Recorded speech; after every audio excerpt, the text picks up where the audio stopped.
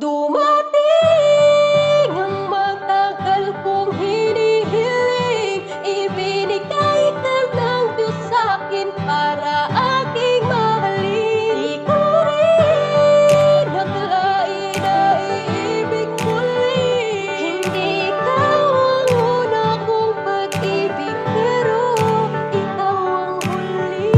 Alam mo ba, mula nung madama ko ang pagmamahal sa'yo hindi na nabura. Di akalain na iibig pa pala sa dami ng sakit na naranasan ko sa nauna, iwan ko ba? Pero buti nakilala kita dahil sa'yo ay binalik ko ang tiwala ko dati na nasira dahil sa maling akala. Maling tao pala akala ko kasi ay tama.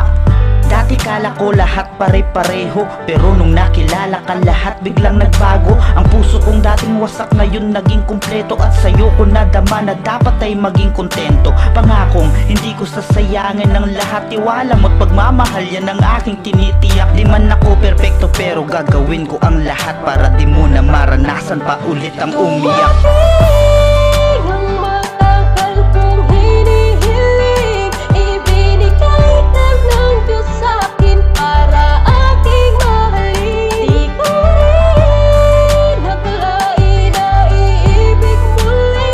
Hindi ikaw ang una kong pag-ibig, pero ikaw ang huli. Kaya naman ipanatag mo lang ang iyong loob, mahal, palagi mong tatandaan na kahit na anong mangyari ay ikaw pa rin ang mamahalin, at di kita ipagpapalit sa kahit sino man. Alam mo yan, kung kaya't mahal wag kang mag-alala, dahil ikaw na ang huli, di man ikaw ang nauna. Di man ako ang pinaka pero ika'y nag-iisa sa puso ko, sapat ka na, di na kailangan ng iba. O diba?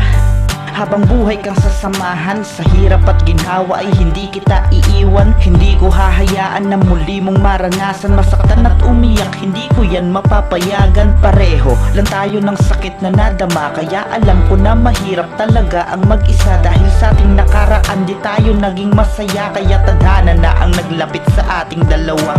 Kaya naman wala na kong ibang mahihiling, lahat ay natupad na magmula nang ika'y dumating. Kaya naman hindi ko na to palalampasin ng pagkakataon na habang buhay kang mamahalin.